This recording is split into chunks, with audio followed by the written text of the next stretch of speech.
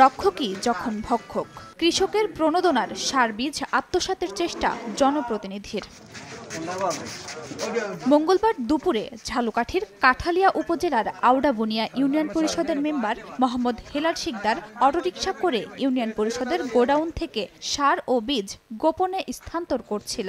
এ সময় স্থানীয়রা দেখে ফেলে উপজেলা নির্বাহী কর্মকর্তাকে জানান। সন্ধ্যায় উপজেলা নির্বাহী কর্মকর্তা মোহাম্মদ নেসার উদ্দিন ইউনিয়ন পরিষদের গোডাউনে অভিযান চালান।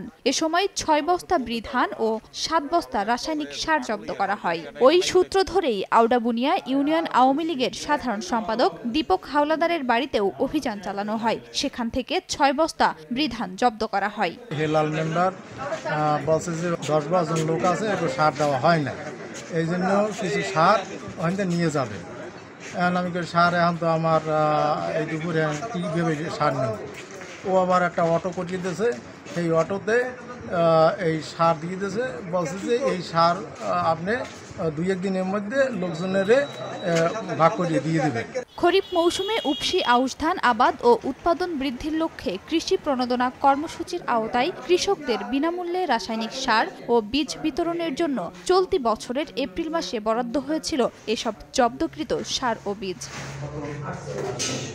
এ ঘটনায় বুধবার উপজেলা কৃষি সম্প্রসারণ অধিদপ্তরের পক্ষ থেকে ৩ জনের নাম উল্লেখ করে কাঠালিয়া থানায় মামলা করা হয়।